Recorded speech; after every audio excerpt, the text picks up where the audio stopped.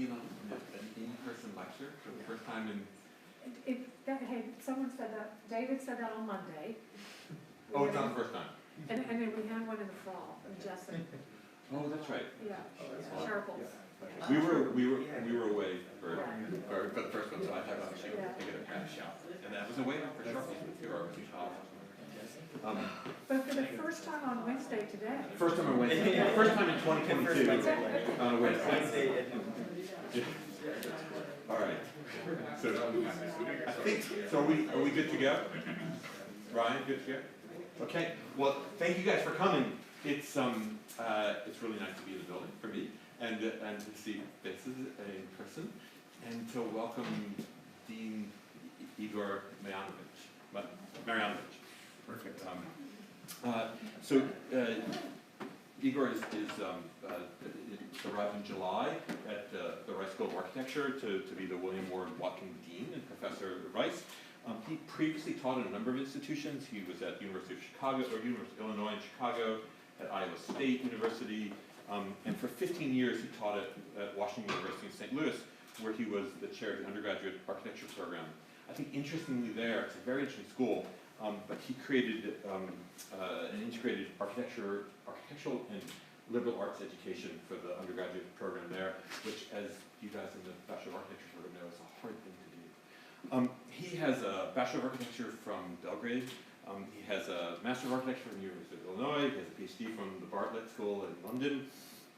And part of his undergraduate he studied in Moscow in his thesis, and so he has a broad education from many places. And interestingly, he credits his studying in Belgrade at a time of war, at a time when students led many anti-war protests, to bring a kind of political perspective to his work, and binding the architectural imagination to social and political change, which I think is really a powerful thing that you see throughout all of the work. As he put it, that this kind of perspective brings our ability to draw, that our ability to draw can help visualize both beautiful buildings and more just societies, which I thought was a very poetic way to imagine his work. So he's practiced professionally in Belgrade, he's practiced in Chicago, and for some time had a practice called Ready Made Studio, where he engaged with questions of immigration and diversity, globalization. He's taught for a long time and had quite a lot of success as a teacher. His 12 years directing a studio in Florence received a 2009 American Institute of Architects Education Honor Award, which is a big deal. And he, as far as I can tell, has a kind of very collaborative approach towards scholarship, where he's been extraordinarily productive. His wide-ranging scholarship consistently interrogates the relationships between art, architecture, and culture. And in addition to his many articles, Dean Marjanović has authored, I think it was 7 books, including his very beautiful book on Bertrand Goldberg's Marina City, that interrogates one of Chicago's, I think, most iconic developments, but interrogated through the complex lenses of architecture, politics, and finance. He also authored the really wonderful exhibition and book called Drawing Ambience, which brilliantly looks to Alvin Boyarsky's tenure as chair of the Architecture Association from 71 to 1990, through Boyarsky's collection of drawings from many years, and for many of the architects and artists to whom he provided a platform, a forum, and encouragement at the time. You know many of these individuals. They went on to become some of the world's most important figures in the field, people like Frank Gehry, Zaha Hadid, Daniel Libeskind, Rem Koolhaas, Bernard Tschumi, and the list goes on and on. And one could argue that it was through the crucible that Boyarsky created at the AA where many of their positions were formulated. To be clear, these are the conceptual positions, I believe, that are the foundation of the critical discourse that defines the field even today. I think it was Dean Marjanović's passion for drawings that led him to this extraordinary collection, but it was his astute recognition of their importance as a collection for which we can be so grateful. I should probably add that in a field that I think, in a world that's sort of where I think there's too much confrontation, I understand that Dean Marjanović is consistently the voice of optimism and affirmative leadership, and while our colleagues at Rice seem to be overjoyed with his presence there, I know there are a lot of people in St. Louis that are already really missing him. With that, please welcome Igor.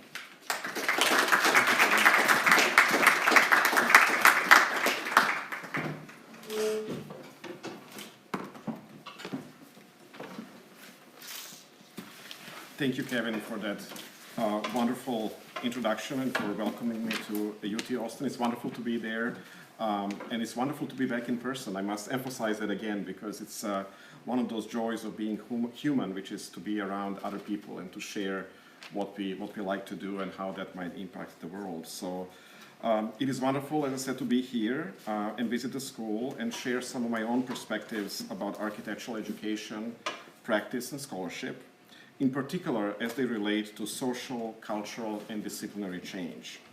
This question of change is certainly in the air, and it is pertinent. It is a pertinent question for our discipline and our world at this moment. And perhaps equally important, it is a particularly pressing question for our rapidly urbanizing state of Texas, where social and demographic change often unfolds in real time. And it was just amazing to drive, for a couple of hours between Houston and Austin and to understand how the environment changes both from the natural, ecological environment to demographics to even how the cities were built. And I must say, I'm a little jealous of your beautiful hills and topography here in the city, though I've decided you can keep the state capitol to yourself. So that's something that's your own crown jewel. The title of my talk is inspired in part by our own moment in time and its desire for social change. Yet it is also a nod to history and perhaps my own life. In 1923, Le Corbusier famously asked the world to choose, quote, architecture or revolution, end quote, suggesting that modern architecture of housing and leisure and so on can actually prevent a social revolution in a capitalist society. Architects have grappled with this question of revolutionary change ever since. So my talk today will be somewhat historical, somewhat pedagogical, but more than anything else personal, allowing me to reflect on the notion of revolutionary change in architecture. And again, for me as a relatively new dean at Rice, it's also an opportunity to think about what can we do as teachers and while at the same time being true agents of change in our own institutions. My larger research project is centered on architectural education as a driver of new ideas in architecture and indeed the world. As much as our discipline is built out of brick and mortar, it is also built through texts and drawings produced in architecture schools. Today specifically, I will examine the ways in which architecture schools engaged with and responded to their political contexts. This talk builds on my book projects, many of which examine various case studies in 20th century architectural education, presenting pedagogy as a truly international practice that is essential for the evolution of the entire discipline of architecture. This international outlook is not coincidental. My life has been shaped by many global events such as wars, dislocations, revolutions, political unrests, all of which feature very prominently in my work and obviously in this talk too. I'm also fortunate to work with a global constellation of collaborators, and to all of them I'm deeply thankful for their wisdom, friendship, and generosity. Catherine Roy-Ray, over there on the left, has been a dear friend and the most amazing collaborator for almost or more than 2 decades now, and has helped me shape my own thinking on these topics, on many topics, including this particular one. And as I look at this slide of collaborators, for me it's a powerful reminder that at the end of the day, architecture itself is a collective effort and essentially an act of co-authorship. More recently, I've been collaborating with Jay Sifas and Anya Miljacki on the new issue of the Journal of Architectural Education called Pedagogies for a Broken World, which should come out later this year, where too we also grapple with this idea of pedagogy and social and cultural change and what role pedagogy can play in a larger social repair. One of our early findings in that project is that any form of change, including that is revolutionary, is essentially also a collaborative and collective effort. And that in many cases, our affinity for change starts precisely in our educational year, in the foundation of us as architects, as educators, which is why I think we should look at architectural pedagogy very seriously as scholars and architects. We tend to think of university education as a stable beacon of teaching and research. Yet, what became increasingly obvious in my own research is that these classical buildings often harness radical ideas seeded by the outside world. In my own lived experience, I was educated in Belgrade, Moscow, Chicago, London, and all these places would increasingly resurface in my scholarship and periodically they will do in this talk too. All of these schools taught me a great deal about architecture, but also about the world of social change. So I will begin this talk in London in a moment in time when Alvin Boyarsky chaired the Architectural Association School of Architecture, also known as the AA, and he did that between 1971 and 1990, one of the most seminal periods in the history of architecture and the defining moment for what later used to be known as the postmodern movement. Boyarsky revolutionized architectural education in several different ways. First, he dismantled the idea of a curriculum, as we know it today, and reorganized the program around the free choice of courses. Most notoriously, students could actually finish their degree by not completing their required courses, and the myth has it that even today, for example, to this day, Rem Koolhaas or Zaha Hadid haven't really finished their history component and were able to graduate from the program. Boyarsky also eliminated professional practice courses, as those skills, he thought, were best learned in professional practice, and also made a phone call to the government to let them know that the school is not interested in professional accreditation anymore. The process, he thought, was compartmentalized in a national accreditation program, and in his view, this program was obsolete for an international school such as the Architectural Association. And he also called an all-school meeting and asked the students to move out of their studios and to produce their projects in the privacy and comfort of their own homes. I'm not going to go through all the details of these highly controversial managerial strategies, in particular now that I'm a dean myself, but by 1978, the school premises were completely transformed and renovated into a series of really beautiful gallery spaces. Instead of working together through the night, the students worked on their own pace and came together only occasionally to promote and celebrate their work.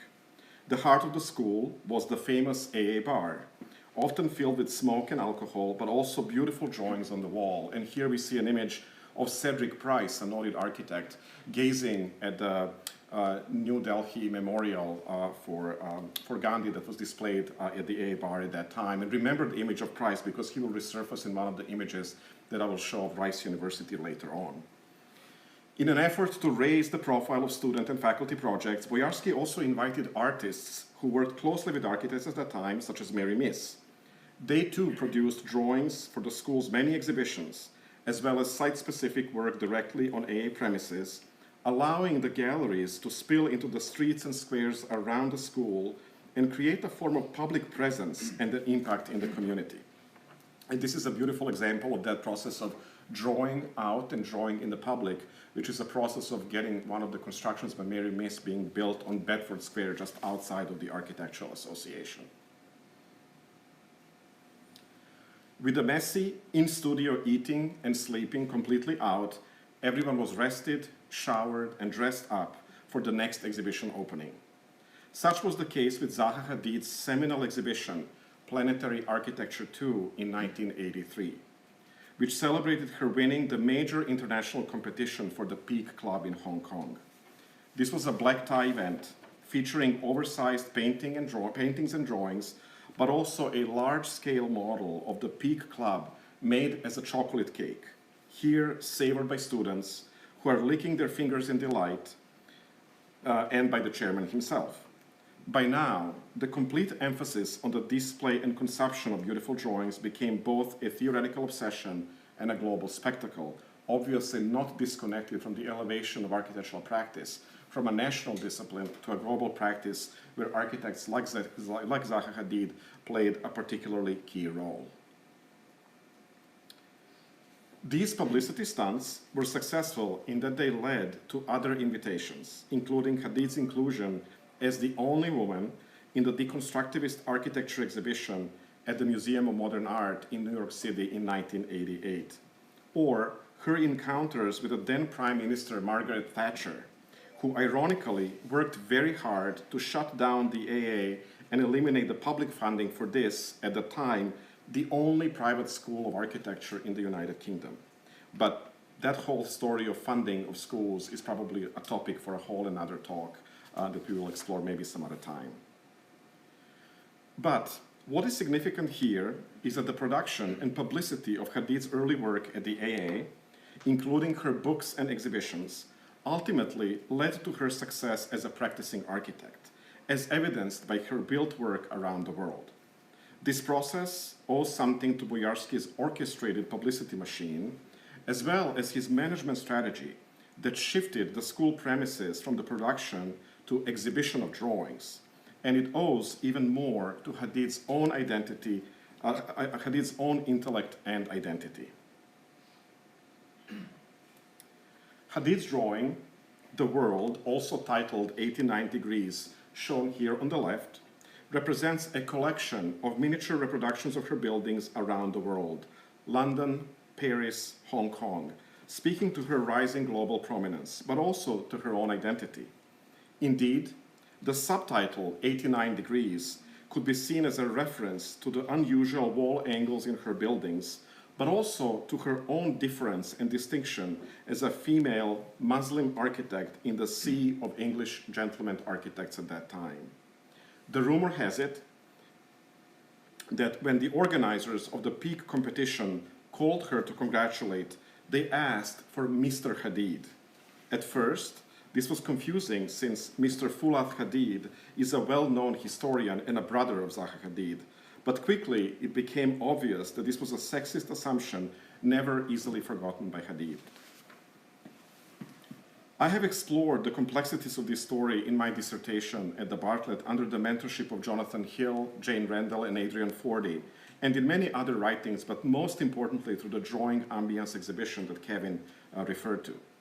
This show started at the Kemper Art Museum in St. Louis 8 years ago, and it actually is still traveling globally. Most recently, it was on view at the Judd Art Museum in Taipei, Taiwan.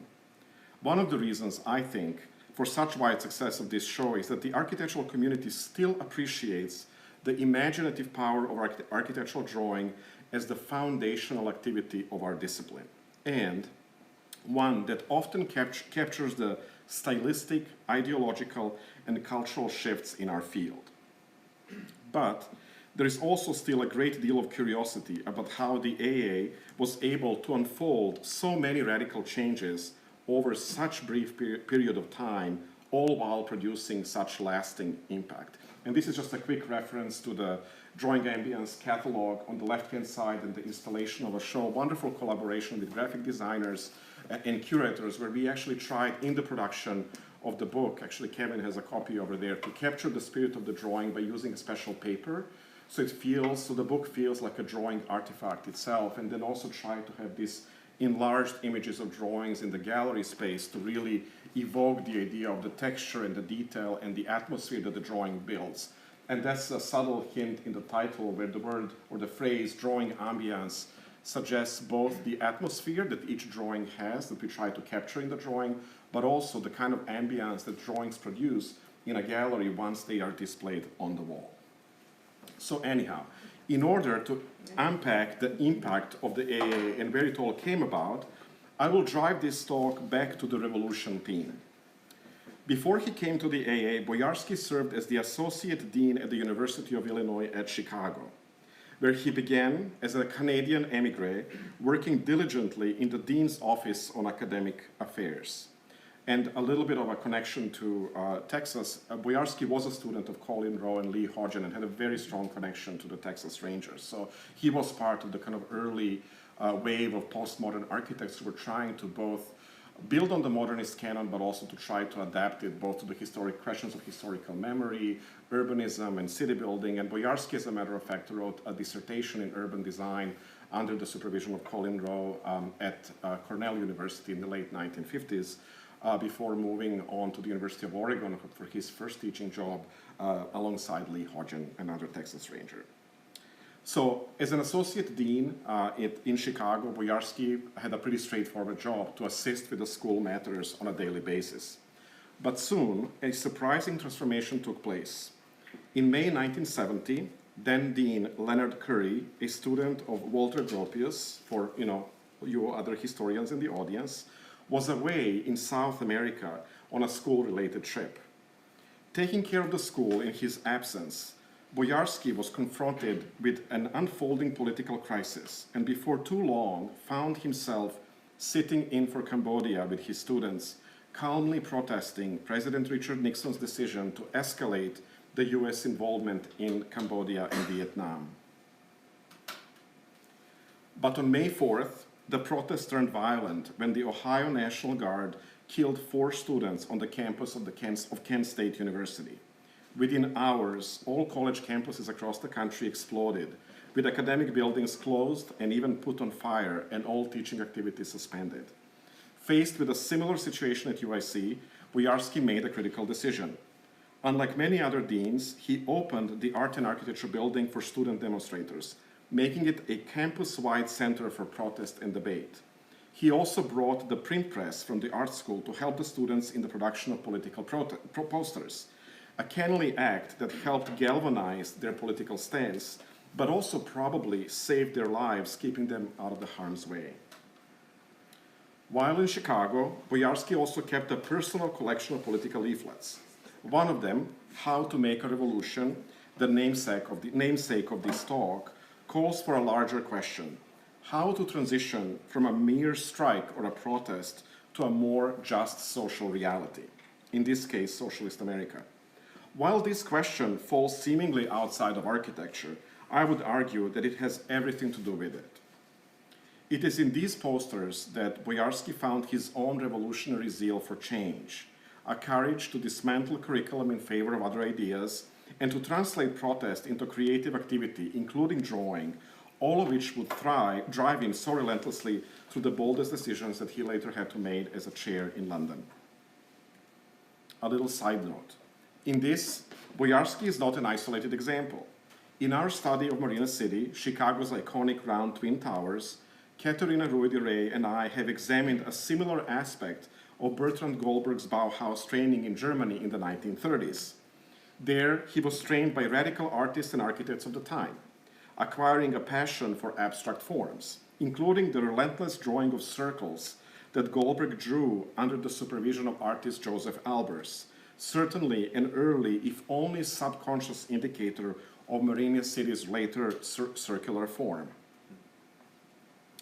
There, at the Bauhaus, he also encountered a Russian revolutionary emigre called Vladimir Voitinsky, shown here on the left, who worked for various German workers' organizations and later, when he emigrated to the US, for various American labor unions. This encounter informed and foreshadowed architects' later engagement with the Building Services Employees Union and its president, William McFetridge, shown here in the middle, gazing at the model of Marina City. Eventually, Goldberg convinced the Chicago janitors to invest their pension funds in Marina City, that will soon become known in Chicago as, quote, the house that janitors built.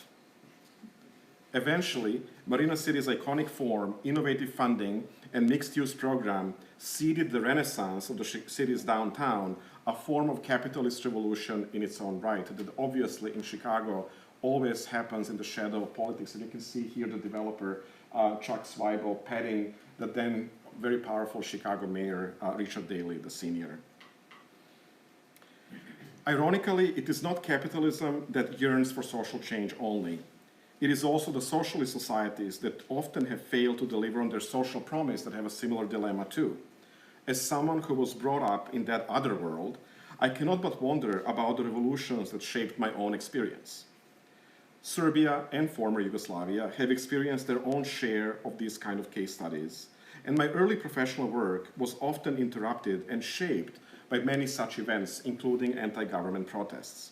As architects, as students, we would run into the streets to make various installations that would help the protesters articulate their stance, but both verbally, but also visually, and prevent police movement.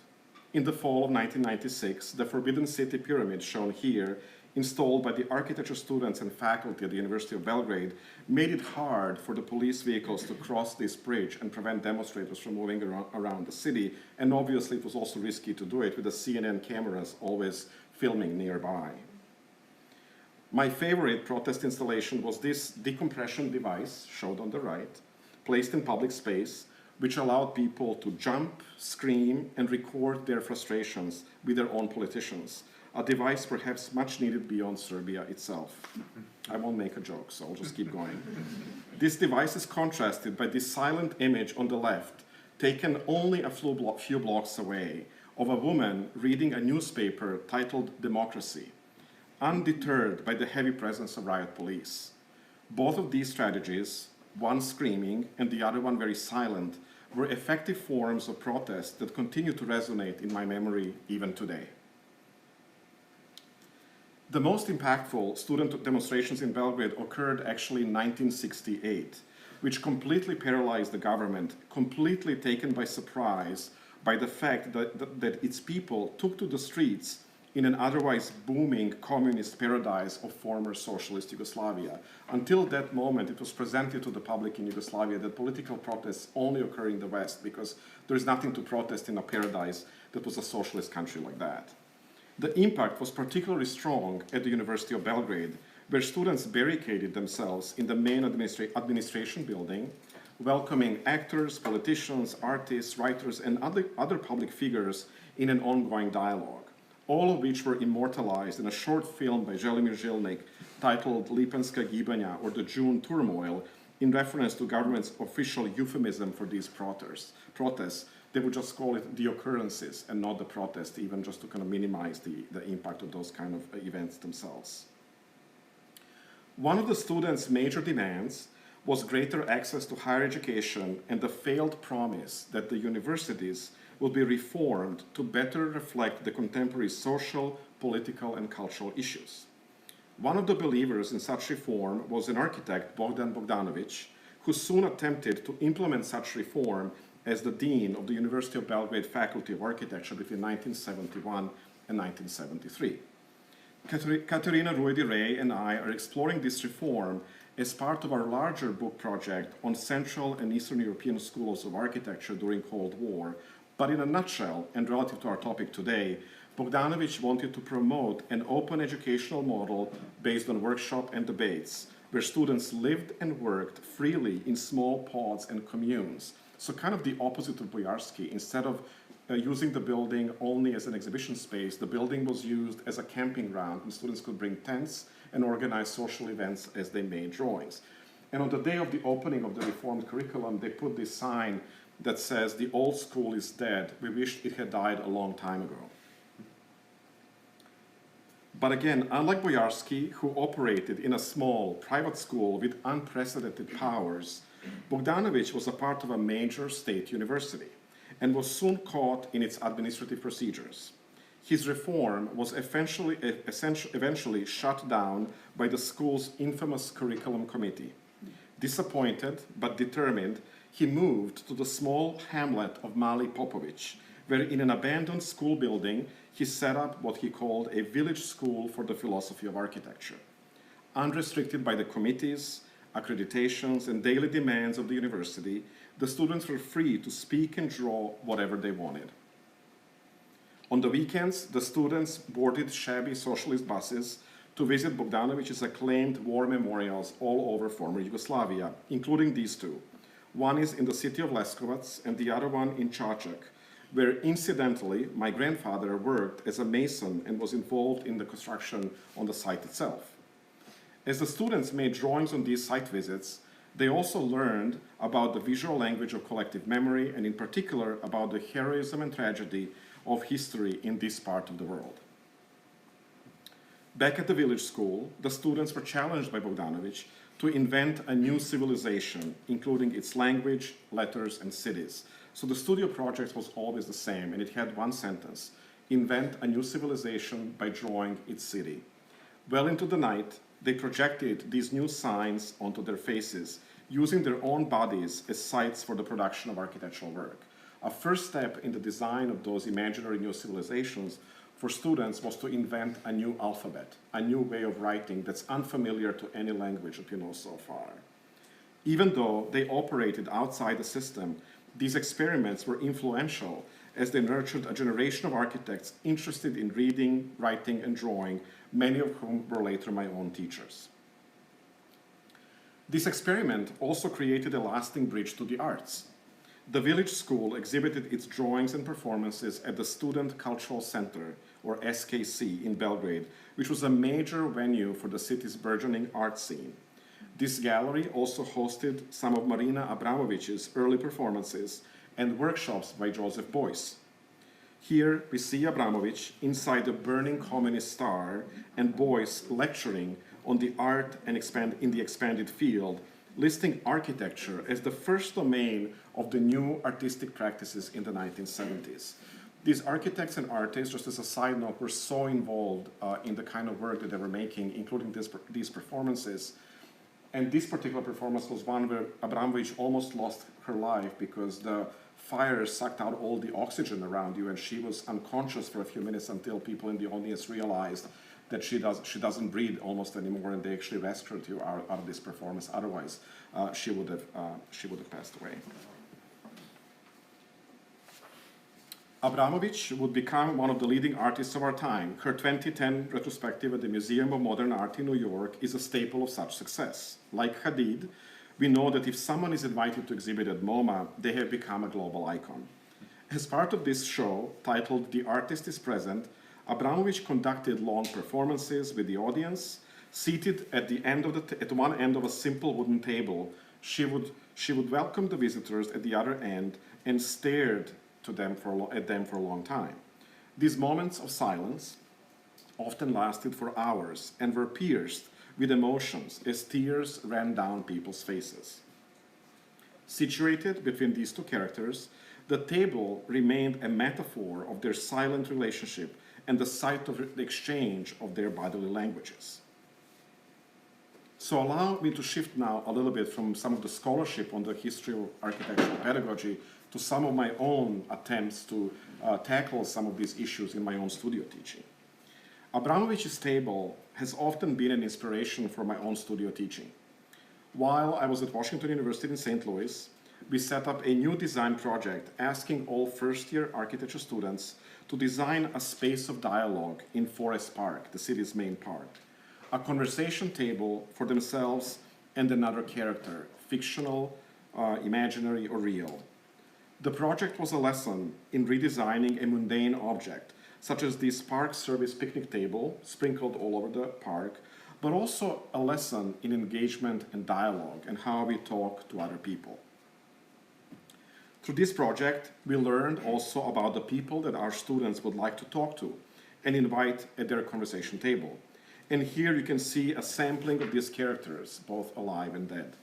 I don't think I need to emphasize the diversity of this palette, which for me served as an important window into the minds and aspirations of an entire new generation of students.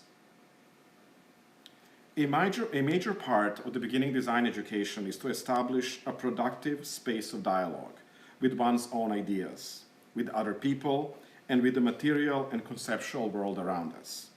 It is about developing a sensitivity to the subtleties of this dialogue and creating exciting lines of inquiry that students can carry throughout their lives. Daniel Dugoff, shown here, showed interest in weaving even when working with poplar sticks in the first-year studio. Later, he carried this passion for weaving into his capstone project that was both a book and a piece of garment, and all of that ultimately seeded his fashion design practice that he has today called D. Dugoff. This was also evident in his studio work in Florence, Italy, where a lot of his drawings and models revealed an interest in the body and the garment, and an innovative forms of model making, including recycling, for example, eggshells for building different architectural models. When I first started teaching in Florence, I was of course struck by the city's immense architectural treasures. Yet, I was also transformed by my daily encounters with people, in particular with so many immigrants. This inspired me to structure the Florence studio as a space of dialogue with such complex context, with the city as a place of beauty, but also a place of social change. Asking the students to draw the space around them, including refugee routes on land as they traverse from Syria across Turkey and the Balkans, eventually arriving in Italy and then going further afield. Or to draw the vastness of the sea, documenting the tragedy, violence, and heroism of the dangerous path to a new life that thousands of refugees undertake on a daily basis. My teaching in Florence coincided with the peak of the refugee crisis, so we drew the beauty of the place as it was, but we also tried to capture its changing social dynamics, seeking to imagine new public spaces for world immigrants. The resulting projects consist of new maps of the Mediterranean Sea redrawn to capture people's narratives and life stories. These drawings act as Abramović's conversation tables, allowing the students to form a dialogue with other people and with important issues of our time.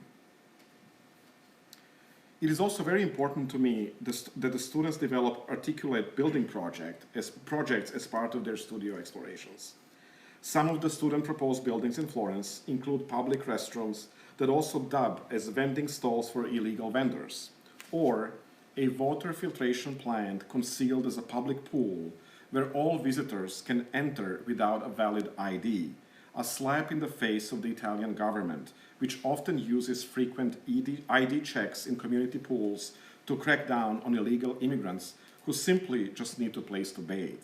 And here is a project by Ben Tao and Rebecca that speaks to that, and I would say one of my own passions when it comes to architecture, both teaching and practice, is bringing some of these social ideas to life through drawing, and that one can be both passionate about social change and these ideas, as well as be passionate about the line weight and the delicacy and the articulation that the drawing brings to the world.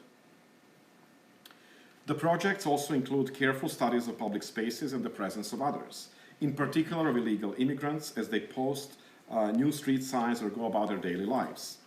As these individuals emerge from student drawings, a new face of the city is drawn, one that boldly captures the presence of a stranger, quote unquote, such as this illegal immigrant in a yellow t-shirt harassed by the Italian finance police.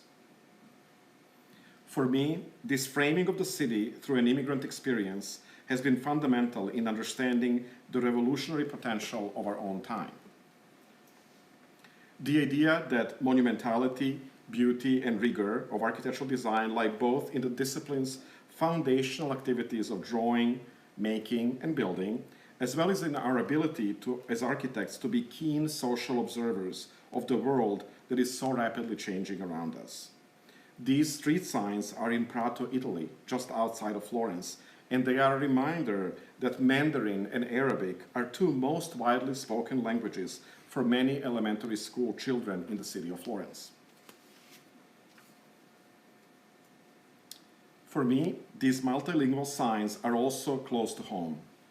Here is a snapshot of Houston's Bel Air Boulevard as it straddles the city's Chinese, Vietnamese, and Mexican communities. The fourth largest city in the US, Houston is also the most diverse. And in a city without a demographic majority, everyone is a minority and a majority all at once.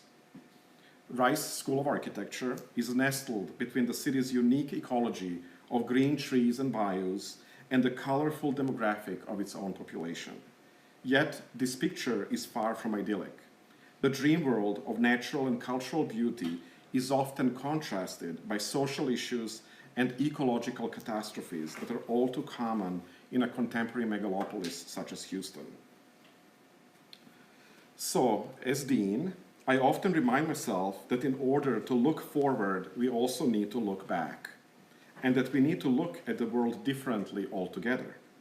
This is where Rice architecture for me offers many sources of inspiration, including through a series of workshops that the school ran in the 1960s and 70s titled New Schools for New Towns, that tried to respond to the need for new school buildings in Texas in the 1960s. And here is one of those experiments as part of the New Schools for New Towns by an architect, Charles Colbert, who had a prominent practice in New Orleans, where he is designing not a school building, but this gadget that could be put on one's head. New Schools for New Towns were led by Will Kennedy, professor emeritus at Rice Architecture, and included not only people from the region, like Colbert, but also Cedric Price, who ran several workshops on democratizing school buildings. Price loved visiting Rice Architecture, maybe because of the city's pioneering potential, or maybe because of the fact that we had a bar on campus just across the street from the school that opened actually around the time of his arrival. So we actually wonder in the school if Price had something to do with it.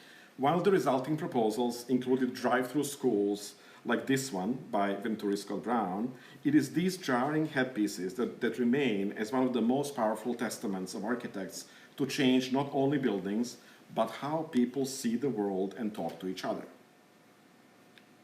I believe that architectural education in the end is a space of dialogue, precisely like that headpiece by Colbert or the first-year studio project of a table. Here, Catherine Chen and Zinan Shi are standing calmly, talking in silence. This image is a reminder that words spoken and unspoken both matter, that the whole educational enterprise is not as much about wrapping your mind around architecture, but allowing architecture to wrap itself around your head and to ultimately change your minds. Of course, I feel incredibly lucky to be a part of this amazing new community of Rice Architecture faculty. I feel that way in part because at the end of the day, education is probably the only lasting revolution and one that can only be carried out collectively. All other real revolutions seem destined for failure. I lived perhaps through too many of them to see them all institutionalized and gradually dying out. But what matters is that moment of change in which new ideas are born. However temporary, these moments remind us that real revolutions take place in people's minds as much as they do in the streets of our cities. While I don't know what the future might bring, either for Rice Architecture, for our field more broadly, or for the world, I know that our mandate as architects and teachers will remain to educate, empower, and engage, and to do so against the backdrop of a dynamic, multicultural world that we should all embrace as a wonderful inspiration and not a threat. Thank you very much.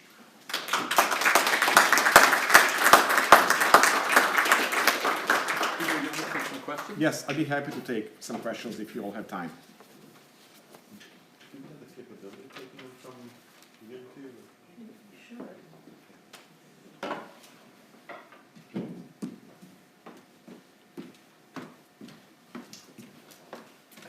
I haven't formulated this yet, but I can start at least. Go for it. As you know, I love this book that you did. It was a fabulous lecture. Thank you so much. I love your interest in drawing. And it seems to me that there's a subtext, or maybe not even a subtext, a clear text in the exhibition from the Architecture Association that the way they drew, the kind of innovation in drawing from McDonald and Salter's drawing on both sides of the vellum to Zaha Hadid's paintings, all of them, that sort of technique was intimately engaged with the kind of conceptual apparatus. And I wonder if you have any thoughts about how drawing has, the current state of drawing and the way in which that has a kind of consequence in or effect on the intellectual apparatus. Great. It's a great question, actually, and one that maybe can speak to the difference between our current era and this moment in time, in particular in the 1970s and 80s, when these drawings were made. I would say relative to the drawings from that particular period, there was a real interest among architects, including the ones, Kevin, that you mentioned, to invent their own visual language. So in other words, not to use standardized modes of representation, but to invent a visual language that's very unique to your own project. And by project, we can talk about a specific building or a specific competition entry or the language of a particular practice in general.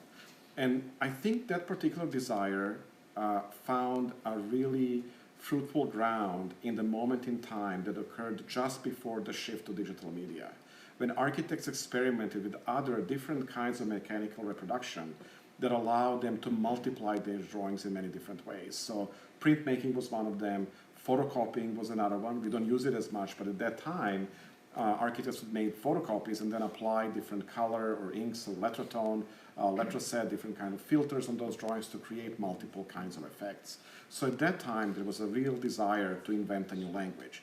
It was also a time in a postmodern movement where the field itself was trying to just reinvent itself. There was this idea that we needed a new language, both in terms of text and theory, and in many ways this was a time when kind of theory defined itself as a field within the world of architecture, but also to define it as a new language.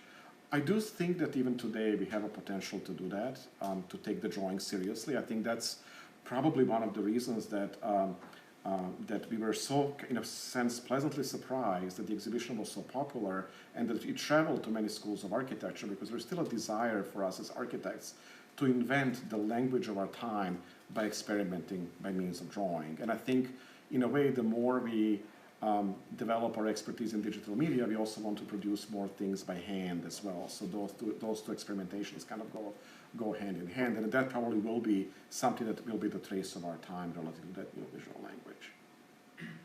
Trace of our time, isn't it? Apropos, Fred. I have a question of someone, students. Give them time to think a minute. Yeah. Yes, please. So you talked about, like towards the end, about how sometimes revolutions can be institutionalized, and how can you stop that from happening in schools?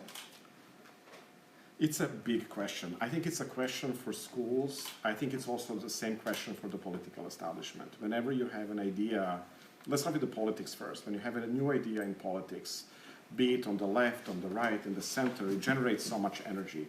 Once it gets funneled through institutions of political organization, oftentimes those ideas lose steam. In terms of architecture and architecture schools, it is very hard to keep those in the ideas from becoming institutionalized. And I would say avant-garde is a sort of classic example for those of you who've studied the sort of historical avant-garde. One of the biggest problems in the avant-garde was it was fresh for some time, and then once you start to repeat it within every single school, once Bauhaus become a model somewhere else, it loses some of that sort of original sort of energy, so to speak. I don't have a clear answer to your question, but I have a little bit of an intuition, I would say. My intuition is that it could stay fresh if you keep it connected to your own moment in time, to your own place, where you are sort of geographically, culturally, because that's the place that's always changing. Even if you think here, like, Austin is different now than it was 50 years ago. Houston is different than it was. It changes in terms of demographics, it changes in terms of the built environment. And for me, that kind of very specific, but not abstract link to something that's around us is what can keep that revolutionary energy going. Otherwise, if the academic world becomes sort of just a scholarly study of something that's kind of isolated, I think it becomes institutionalized maybe in a way that we don't want to do it. But that's just my intuition. Michelle, maybe you have a better answer to this question. Oh, I do not have a better answer to this question, but I have a follow-up Great. To this, but I do want to make sure students have a chance. And by the way, thank you, beautiful Thank you. anthology of work.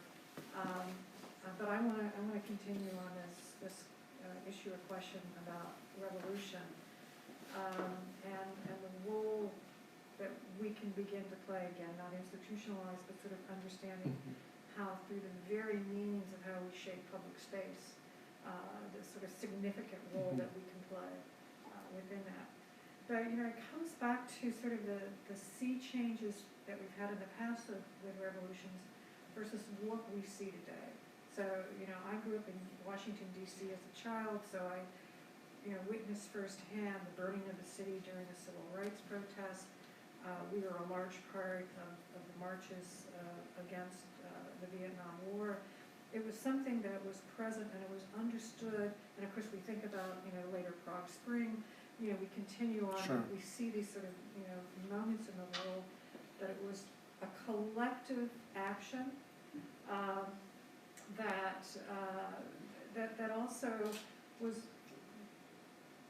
had sort of one viewpoint about it. What I mean by one viewpoint, there were only a couple of newspapers that people read. There was only 3 television stations in this country.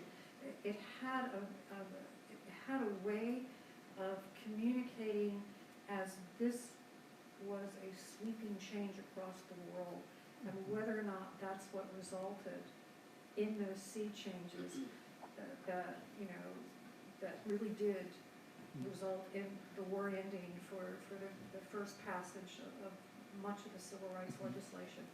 All of those things throughout the fall of the Berlin Wall, all of those things, we can see their roots in revolution, and we can see those roots in political action. We're in a very different world now, and for for everyone in here that might have marched in the Women's March, you know, a little over 4 years ago, kind of shocked to realize that women have now lost more rights than they have in the last 50 years. You know, so attack on rights. The Black Lives Movement was a moment of stunning sort of reckoning with what was happening in the world. And now we're seeing books being burned, banned. People who are looking at critical race theory are now themselves being caused racist as opposed to people who are trying to teach about it. And of course, this assault on voting rights. And it seems as though that the power of the collective now is being strategically challenged like a death of 1,000 cuts. It's finding different ways to sort of like tear it apart. You know, to go after that, and then the other part of it is sort of like the move toward authoritarianism. Yes. Is emerging out of that. So many of the tools that we've had, and many of the protests of the 60s, architecture schools were a major part. Yes. Of starting out. We see that language, you know, that mode of operation may not be a mode by which is going to be effective.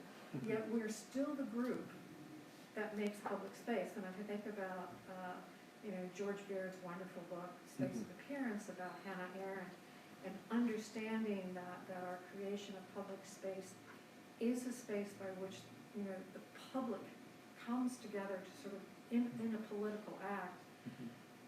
How are we starting to think about what our role might be in affecting the kind of change you want to really have, without sort of like dealing with the fact that we actually have not been good stewards of managing our desire for change in the last several years? That's that's a gigantic question. It's a great question. You know, for the whole world to talk about. But it is also one in which, you know, we're a small profession, but we have an outsized role in public space. I think Michelle, it's a fantastic question, and I would say it's really a thought and an arc of observation that's, I think, very astute. In particular, what I feel is really important in that observation is that I think essentially any kind of revolutionary change is an act of solidarity. It's an act of people coming together around a cause and kind of pushing change to the system or on the margins of the system. And I think that's how it's operated historically.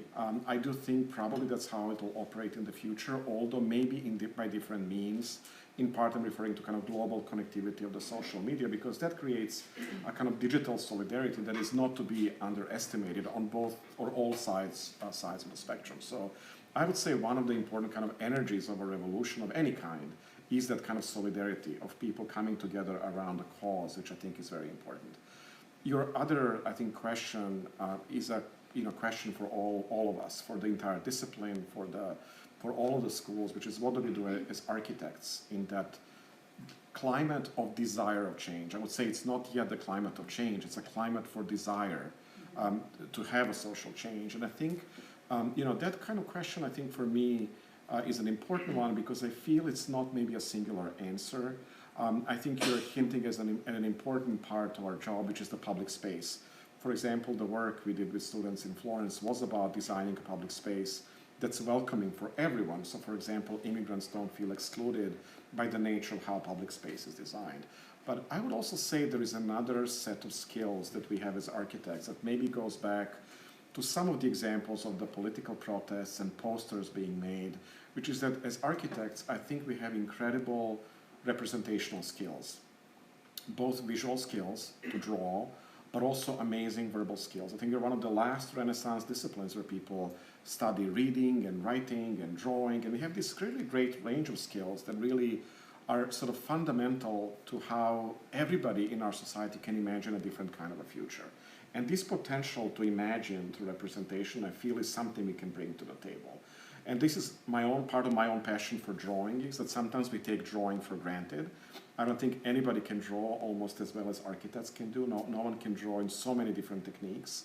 Oftentimes, even in the art world, as great as the drawings are, artists specialize in one kind of drawings. Architects, We call everything a drawing, a photo montage, a 3D model, a plotted drawing, a freehand drawing. And I think there's a beauty in that kind of diversity of representational skills that we have. And this is what I think we can also bring to the table. And many architects, even in this group, were very active in that. Bernard Tschumi, for example, in the 70s in 1968 in Paris, he was a part of a student group that made posters and educated both the students at the Beaux-Arts, but also the public, how to quickly make the leaflets and posters and how to disseminate them in public relative to the 1968 demonstrations. And it's also interesting in his early work, he also wrote a lot about community activism as well as how different communities can actually impact public space, but architects need to play a greater role in that to really visualize how public space could look differently, and then to really help empower the communities by giving them the vocabulary sometimes, but also sometimes some design ideas to really present a different kind of version of their own future. Because one of the problems of our society, it operates on inertia. We're all given, when we were born in a certain part of the country or a certain city, we were kind of given a certain future we have to live. But I think to break out of that, you need kind of to have an imaginative power to imagine a completely different one. But I think some of the representational tools of architects can play a really good, important role. Thank you. Yes, Yes. please. Yeah, go ahead, you go ahead. Sorry. No, go ahead. I know you mentioned that there's a natural affinity to drawing in the architectural world, and that we must strive to somehow invent our own way to communicate visually.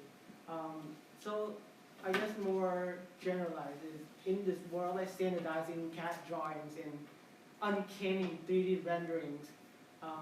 How can architecture school and architecture as an industry promote more individualized and personalized drawings? Because as an art kid coming to an architecture school, I felt like I had to confine and conform myself a little bit to the standardized drawing that you kind of see here. So I don't know if you can speak a little bit about that. Yes, again, I think it's a question for all of us. I'm not sure I have a perfect answer for that, and I don't think there is a singular answer. I can maybe tell you what has been inspiring to me is to look up the work of architects who were able to push the representational boundary in a direction that was very unique to their own work. So David Ajayi, for example, uses sketching always as a part of the representation of his projects to bring the idea of texture more boldly into his projects, because the renderings might not capture it, or if they do it in a kind of a cold way. Atelier Bow Wow, for example, they represent plants and pots in people's houses, people using kitchens and dining rooms and bedrooms, and that gives a certain life to their CAD drawings, and oftentimes it's kind of even the construction drawings that they recycle later on to sort of show that inhabitation as a way to develop their own language. So I think probably looking up to architects like that who were able to bring a cultural dimension, a language dimension, a specificity, as I said, to their own time, to their own city, is what makes those drawings unique. But I also think you actually hit on a very important, sometimes predicament I feel in architecture, which is we feel a lot of self-pressure sometimes to conform with something what we think to be the norm, what we think to be a beautiful drawing, or what we think to be the style that's in vogue in architecture. And I think breaking away from that is very hard, not only for architects, but for many other creative disciplines. But I think that's probably the path, is to push back against that. And oftentimes those ideas of what the drawings should look like or what the buildings should look like would come from a very limited number of centers of those ideas. And the idea is to actually break away from that and to look at the world a bit more holistically, and then open it up to other possible models, be it building, but also not have one model of professional practice that we all have to aspire to. I'm not sure I've given you a perfect answer, but that's also a little bit of my own intuition about that particular I really question. appreciate your perspective on that. Can you share us a little bit about your journey on how you kind of go about finding your own, what have you experienced in your own journey to find your style? Oh, okay. I understand Sure. that it's Happy going to. to take a lifetime, but what do Sure. you find that allow you to achieve a sense of comfort in not having to Sure. find it now? No, it's a really great question, and I feel if you ask any of us, even on the faculty here, everybody will have a slightly different story to that. I would say for me, I was always curious about how artists made their work. there was something inherently and immediately beautiful about the work of the artist, and maybe that's just a legacy of where I grew up and how art and architecture were close together. But for example, when I was at Washington University in St. Louis, I collaborated with the dean there, Carmen Colangelo, in our Florence program on printmaking workshops. So Carmen and I would run these printmaking workshops for both art and architecture students, and we experimented with color and tone and all the things that sometimes as architects we're a little bit hesitant to use because it can be messy in certain iterations or too strong. But I feel for me that was very helpful in refining a certain visual language together with my students or for myself, that allowed me to really look at the drawing as a bit more of a nuanced entity. That's not just a CAD drawing, or it's not just a freehand drawing, but something that can be layered on many different things. I would say that kind of approach also affected how I worked on the Drawing Ambience exhibition, because as we sort of worked on the exhibition, we really wanted it to be a project that's also about the artifact of drawing, not just a historical narrative about a particular moment in time. So we worked in the RISD Conservation Lab at the Rhode Island School of Design Museum of Art, where we looked at the microscopic enlargements of different parts of the drawings to really understand the texture and the tone and really kind of celebrate that kind of complexity of the drawing. So for me, it kind of overlaps a little bit with my curiosity for how artists use their practices and studios and how that spills over into how we think about drawing as a kind of a curatorial strategy or professional strategy in architecture. Thank you. Sure, you're welcome. Great questions. Thank you. Yes. Yeah. I have like a two-part question. Yes. I wanted to ask, why did you choose Rice, or how did Rice choose you to become a dean? How do you plan on, I guess, developing the culture, the pedagogy, the curriculum of Rice to kind of reflect more of your work and just like the culture of today and bringing the students into the present and trying to make them more agents of change in a certain way? Sure. Thank you. That's a wonderful question, and we can all probably tell a story how we end up in the positions that we are. I think it's a little bit of a kind of a mutual connection that you establish with a place, that it's a kind of a mutual curiosity about each other's work that brought us together, and in this case brought me to Rice. I would say one of the things that was always very interesting to me about Rice architecture faculty is that they've always been the makers of drawings and books and buildings at the same time. There was this really seamless transition between the history of the school that was about the drawing, about a publication, about a catalog, that goes back all the way into the 1960s, and the investment of the faculty in the making of buildings and the kind of a technical expertise of what does it take to really put a beautiful building together. Again, it's one of those other fundamental disciplines of the field that we take for granted, but putting together a beautiful building that's also sustainable and beautiful is a very, very big task. And I feel the school had some of that interesting overlaps between those two trajectories. Your other question, I think, it's an unfolding answer for me. How do we go about developing a pedagogy? For me, what I'm trying to do is have as many conversations as possible so we can develop that trajectory together, but I would like to develop it in a way where we work together to develop different activities in the school that are perhaps even more public, that engaged both our university community in some of these conversations about drawing, about building, about book, but also the larger Houston community. I think what's beautiful, I think, about architectural education is that every school is different. Even when I talk to prospective students in architecture, I always tell them, you can make a mistake. Wherever you go, it's a great education. They're all slightly different because architecture is so site-specific that your experience in the Pacific Northwest will be very different than the Southeast. And I'm trying to explore with our faculty and with our students, what that specificity might mean in Houston.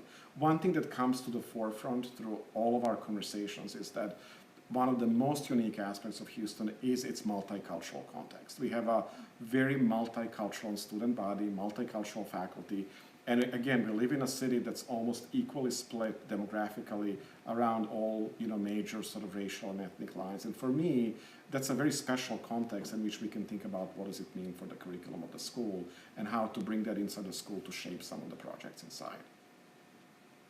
So stay tuned. I think we're unfolding that question still. It takes a little bit of time, Michelle, doesn't it? You can give me advice on that. Oh, I don't know. In a few Maybe minutes. I need the advice from you. Yes, please.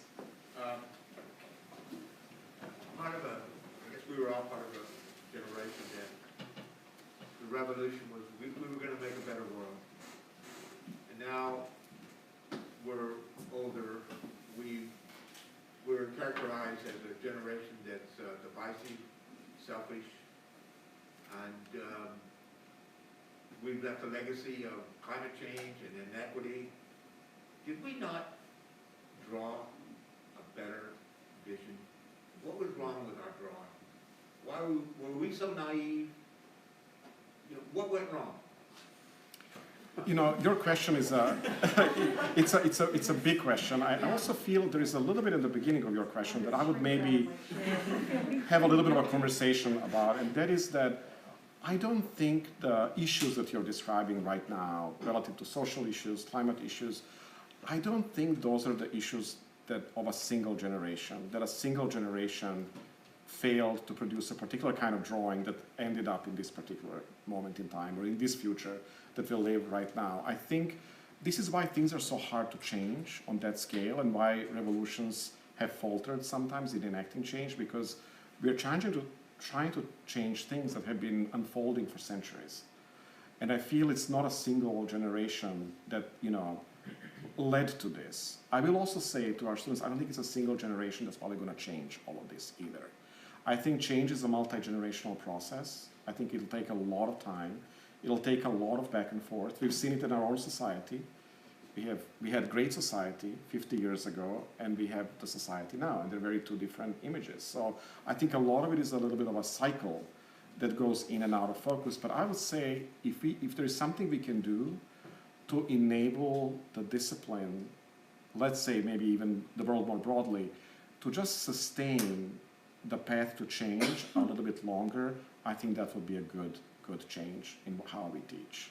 Because I think it's not about bursting in a particular moment and saying what the ideals should be and trying to pursue them quickly. It's really about enabling multi-generational change over a long period of time, so we don't end up going back in time. Michelle, to your point, women's rights, it's a perfect example how we went back in time, even here in our own state, you know, in just like one year, you know, in the past year. So that's I don't have, again, a perfect answer to that, but I would say it's a multi-generational process both ways.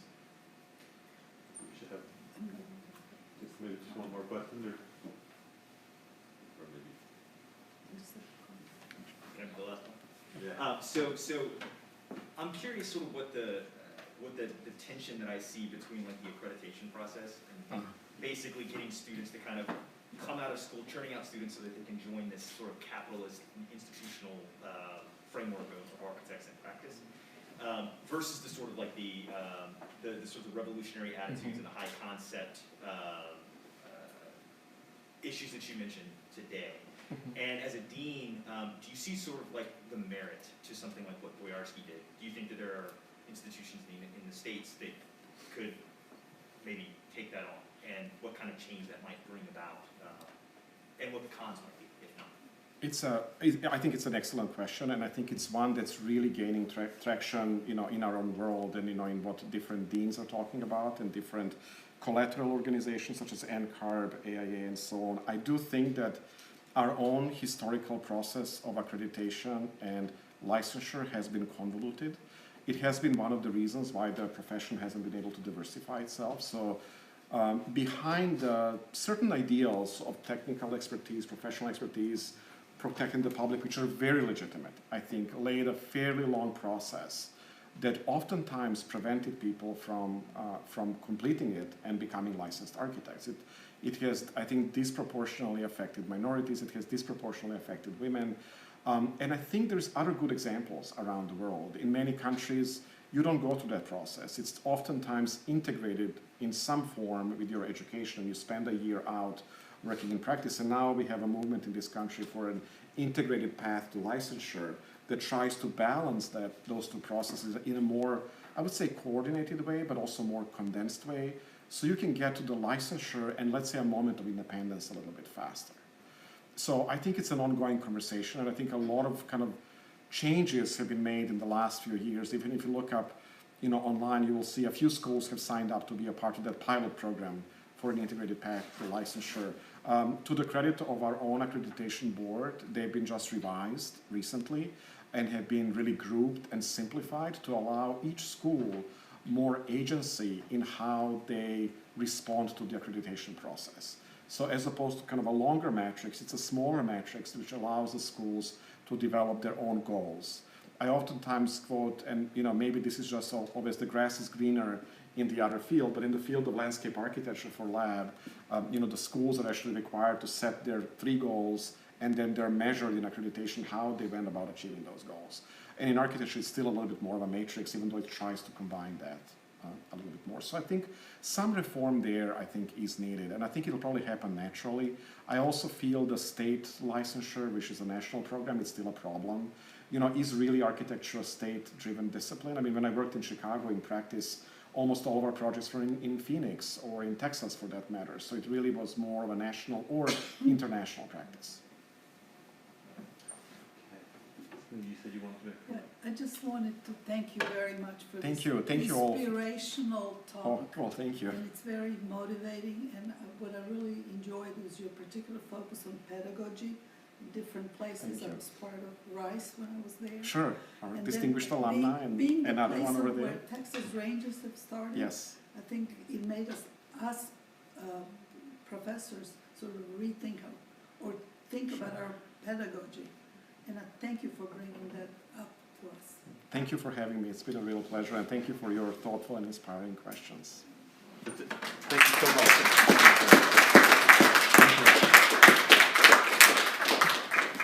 Thank you, Igor. Thank you, Kevin. That was a beautiful talk. Really, really beautiful. That you're marrying so